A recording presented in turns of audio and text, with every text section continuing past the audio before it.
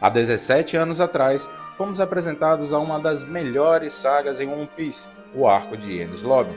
E mesmo depois de quase 2 décadas, um mistério ainda persegue a fandom. Como surgiu esse enorme buraco em Enies Lobby? Qual a cidade existia aqui antes de ser apagada do mapa? Quem ou o que teria esse poder esmagador capaz de gerar buracos no meio do oceano?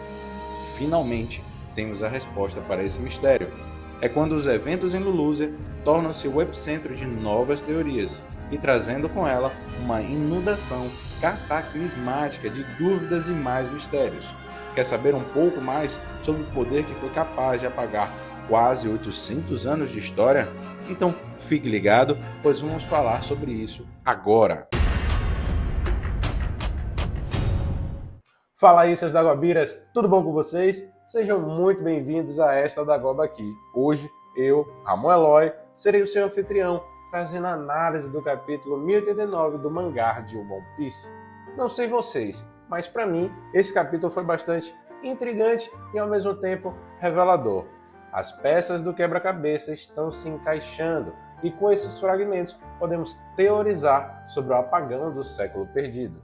Um poder que apaga 800 anos de história, muito maior do que qualquer Akuma no Mi, capaz até de causar eventos de escala global, assim como terremotos, tsunamis, fora o fato de ser capaz de elevar o nível do mar ao ponto de afundar ilhas inteiras. Tem muita coisa bacana pra gente ver nesse vídeo, então assista até o final porque esse capítulo tá foda!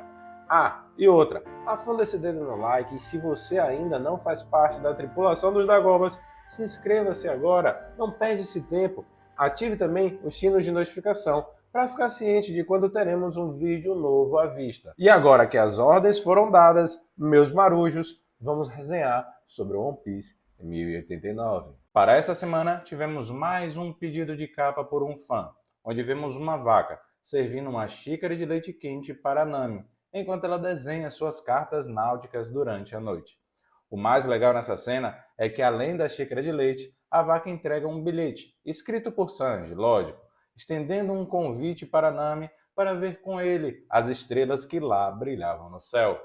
Só que esse safado está às espreita, escondido atrás da janela, aguardando ansiosamente a resposta do seu convite. Só que a gente já sabe que a Nami vai recusar. Porém, ela faz isso de uma forma elegante, respondendo com outro bilhete dizendo que já viu as estrelas, só que de relance. Corte rápido. Pois é, meu amigo. Pegue sua ficha, volte para o final da fila e tente outra vez. Agora, vamos direto para o capítulo. Depois dos acontecimentos que tivemos na Ilha Pirata, em Rasha no Sul, e o incidente em Egghead, que ainda iremos ver nesse capítulo, as manchetes dos jornais se espalham pelo mundo e trazendo com elas informações que vão abalar o rumo da história. É quando somos levados para West Blue, na Vila Fuxa, para ser preciso, dentro do bar da Makima.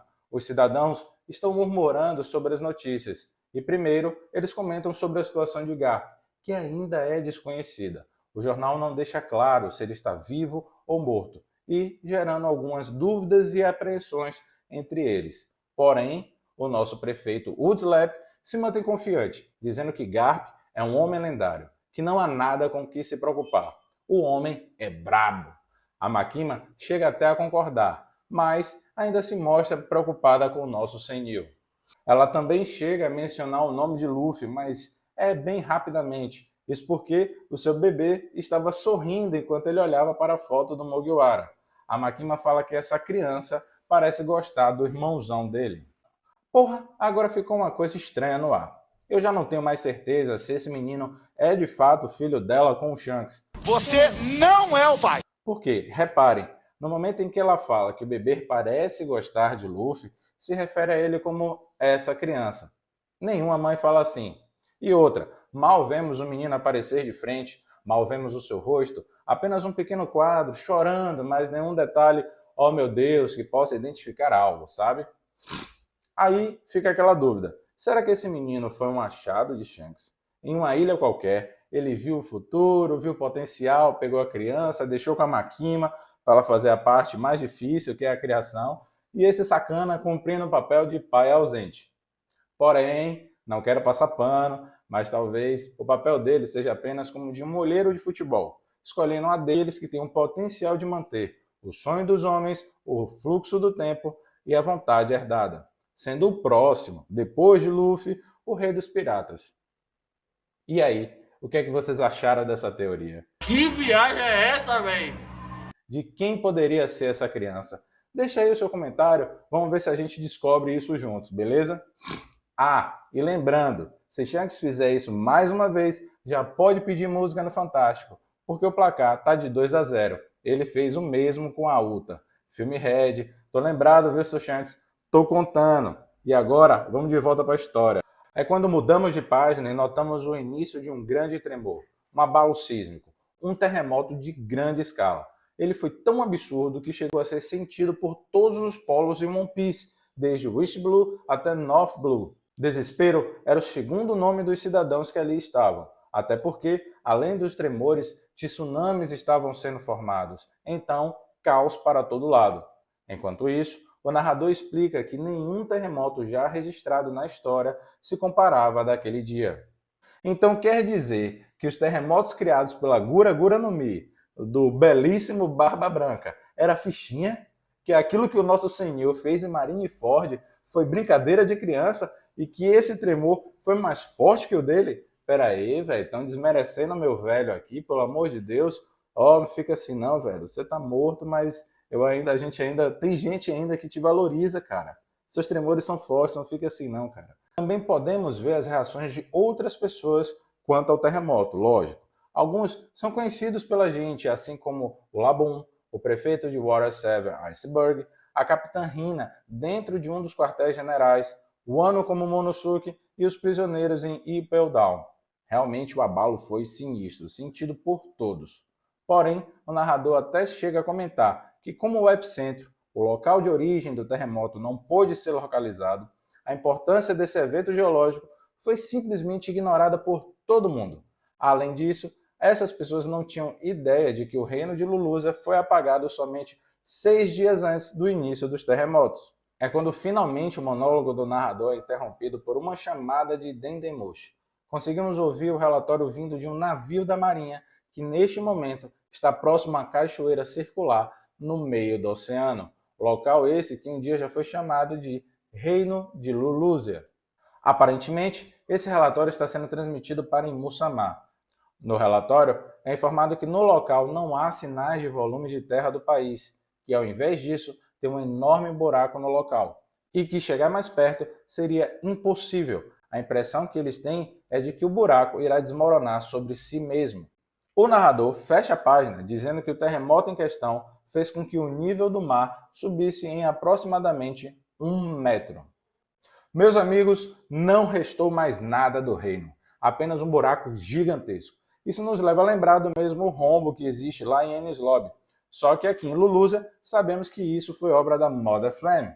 Porém, em Enies Lobby só podemos supor que foi feita pela arma ancestral Uranus, já que ela é a única das ancestrais que permanece sem pista sobre o seu paradeiro. Além disso, nem sabemos quanto tempo esse buraco em Enies Lobby existe. Eu acredito que a origem da criação da Mother Flame foi uma sugestão feita por Imusama ou dos Goroseis. Eles já possuem o conhecimento da arma ancestral e aí pediram para a Vegapunk criar uma réplica. Porém, ela possui uma escala menor de potência e de destruição comparada com a original. Por que eu digo isso? Eu tenho uma teoria maluca. Vamos lá. Se a Mother Flame causou esse nível de terremoto que foi sentido por todo o mundo, causando destruição, gerando tsunamis e, além disso, elevando o nível do mar, imagine o que aconteceria se fosse usada a Uranus. Qual seria o nível de destruição e mudanças que ela faria no mundo? Bom, pense bem. O globo de One Piece é dividido pela enorme e rochosa Red Line. Acredito que a sua formação ou a elevação foi causada por um terremoto ainda mais forte do que esse que testemunhamos. E devido à colisão das placas tectônicas, formou-se a Red Line e afundou-se também muitas ilhas, lógico. Digo isso porque os efeitos de um terremoto, a depender da sua escala, entre seus efeitos está em realizar vibrações no solo, deslizamento de terra, tsunamis. Além disso, contribui para a formação de montanhas e até causar mudanças na rotação da Terra. Falando em rotação da Terra, o Evandro, do canal Mangaki, trouxe uma teoria muito boa, por sinal, a rotação da Terra em One Piece estaria ao contrário. Se você gostou dessa ideia, vou deixar o link dele aí na descrição. Eu gostei bastante, fez sentido, confere lá. Ah, sim, e ainda digo mais, tá vendo esse meio aqui na headline? Ele vai ser destruído por Luffy, assim como a Madame Shirley previu na Ilha dos Homens dos Peixes. Porém, ele vai fazer isso utilizando a Uranus, acertando bem ali no meio, destruindo a headline, trazendo com ele a união dos oceanos e formando assim o All Blue. E aí, já pensou? Viajei na ideia, não foi? Mas eu acho que vai se encaminhar para lá. Vamos ver se eu acerto. De volta ao capítulo, Oda nos mostra as consequências dos tremores. Primeiro, na ilha Kamabaka, podemos ver que Ivankov e alguns randoms comentando que o nível do mar subiu muito, chegando a cobrir a costa e que dessa forma eles não poderiam mais fazer suas caminhadas pela praia. O cara tá preocupado com caminhada na praia, velho. Vemos também que em outras regiões a situação foi ainda pior, onde o mar cobria totalmente ilhas inteiras, deixando assim pessoas e pessoas desabrigadas. Algumas comentam que tubarões invadiram as suas casas, enquanto outros estão pedindo ajuda via Dendemushi. A situação era de calamidade total. E agora que ficamos cientes de tudo que se passava pelo mundo, voltamos finalmente para Egghead. Já de cara, avistamos de longe a ilha de Vegapunk, que neste momento está totalmente cercada por vários navios da marinha. O narrador comenta que essa força militar supera em muito o poder de uma Buster Call, e até explica o porquê. Simplesmente, esse grupo da marinha é composto por 100 navios de vários tamanhos e classes diferentes, e entre eles há 20 navios de batalha, com um total de 30 mil marinheiros. E enquanto a gente vê eles se aproximando da ilha, um dos navios é atacado por um Seer Beast, um dos monstros marinhos de defesa da ilha, porém é facilmente abatido pelo laser de Kizaru. Ao que parece, o almirante Borsalino está em uma chamada, tomando uma bronca de Sentomaru, que nesse momento pedia para ele não atacar os monstros marinhos. Kizaru deixa bem claro que foram eles que atacaram primeiro, e nesse caso eu tô com o Borsalino, viu? Ele só está se defendendo. É válido, tá de boa. O narrador volta com seu monólogo, mas agora fazendo a escalação do time da Marinha, informando que a frota era composta por 9 vice-almirantes. Aqui temos até alguns rostos conhecidos e outros são novatos pra gente. Infelizmente, dessa vez, não temos capa de apresentação de todos. Fica para a próxima. O narrador continua com sua escalação, apresentando agora o Neymar do time, o almirante Kizaru Borsalino, que continua sua conversa com o Sentomaru, dizendo que ele deveria desistir dessa besteira de ir contra a marinha e voltar com ele. Sentomaru até tenta apelar para o sentimentalismo, dizendo que o tio Punk foi capaz de criar lasers dos pacifistas estudando as suas habilidades de luz, e que nunca pensou que seria ele, Kizaru, quem iria tirar a vida de Vegapunk. Nesse momento, temos um pequeno quadro de flashback onde vemos o Vegapunk e Sentomaru assistindo a apresentação dos poderes de Kizaru. Aqui, todos parecem animados, até mesmo o almirante. Kizaru justifica o motivo do seu ataque, dizendo que ele apenas é uma engrenagem da máquina pública, que ele está ali apenas para seguir ordens. Com isso, ele não pode acobertar ninguém que esteja realizando pesquisas sobre o século perdido. Resumindo, negócios são negócios, amigos à parte. Pois é, Sentomaru, mete o pé. Kizaru continua a argumentar que essa luta não é benéfica para eles. Quanto mais eles destroem a defesa de Egghead, mais desfavorável fica para eles. Até porque essas máquinas pertencem ao governo mundial. O almirante até comenta que a CP0 falhou no assassinato do Vegapunk.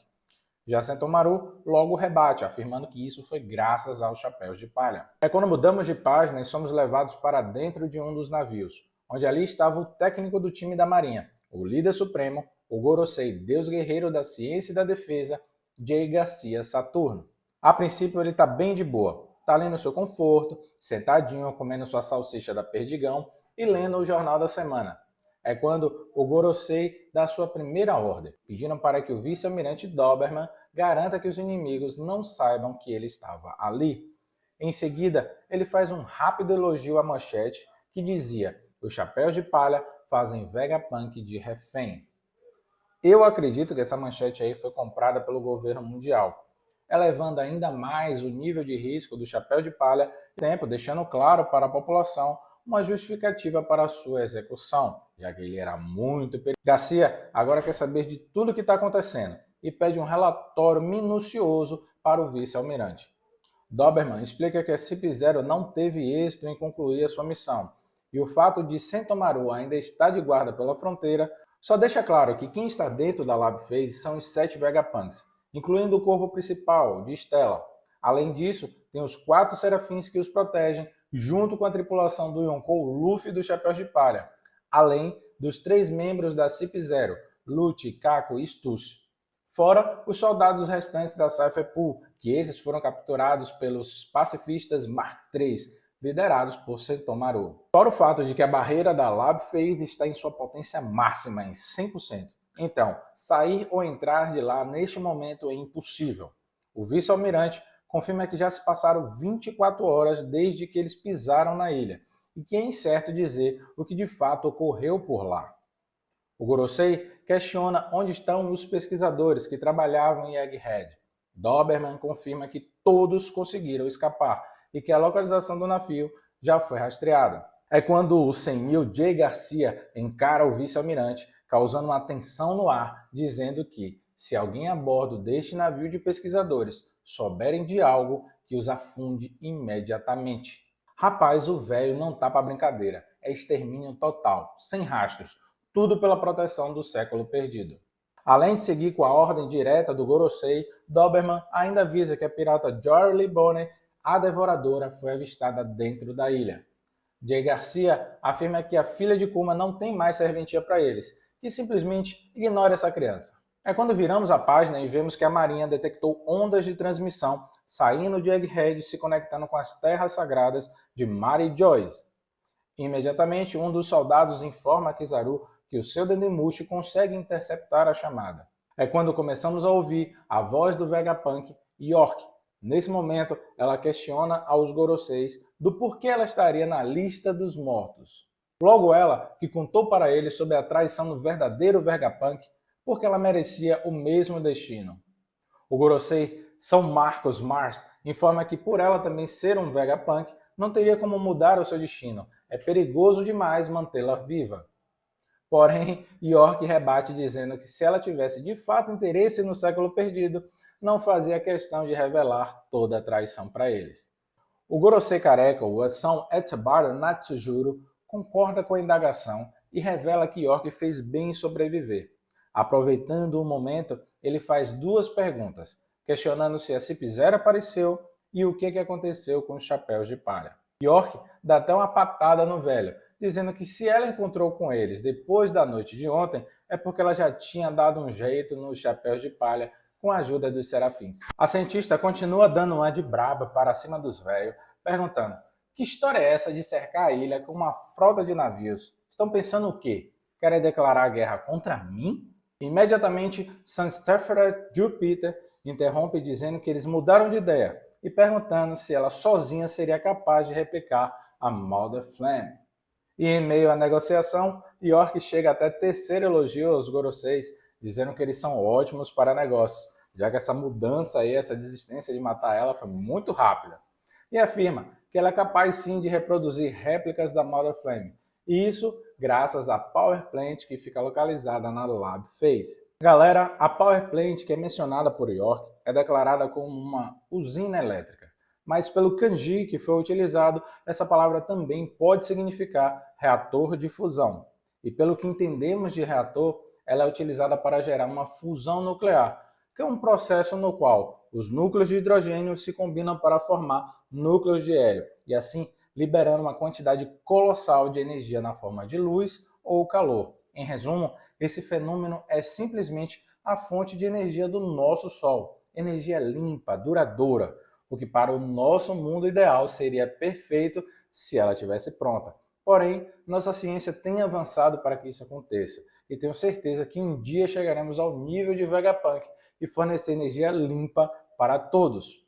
Já no mundo de One Piece, Vegapunk construiu esse reator e faz dela uma fonte de energia para alimentar a Mother Flame. Porém, mesmo com esse reator, ele afirma que não é o suficiente para ligar o Gigante de Ferro, aquele que está adormecido em seu ferro velho. Aí eu me pergunto o que será que o pessoal de 800 anos atrás usava como fonte de energia? Tô sem ideia. O que é que vocês acham? Deixa aí no comentário. Bom, de volta ao capítulo, York ainda pede a eles que declarem ela como uma Tenryubito. Imediatamente, os Goroseis confirmam que irão providenciar o seu pedido. York confirma que o trato entre eles está firmado e faz mais uma solicitação, a última. É quando viramos a página e, do nada, York grita por socorro, dizendo que ela vai ser morta pelos chapéus de palha. Os Goroseis e Kizaru ficam perplexos com o pedido de socorro, e é aí que entendemos a situação. York está sendo feita de refém pelo grupo dos chapéus de palha, onde vemos que Zoro está apontando a sua espada para ela e Usopp está segurando o Dendemushi, enquanto os outros integrantes estão recuperando as suas energias, se alimentando. Ao que parece, eles conseguiram contornar a situação com os serafins. Nami chega a comentar que agora entendeu tudo, e Luffy fala que não entendeu foi nada, mas a única coisa que ele sabe é que eles devem usar York como escudo para sair dali.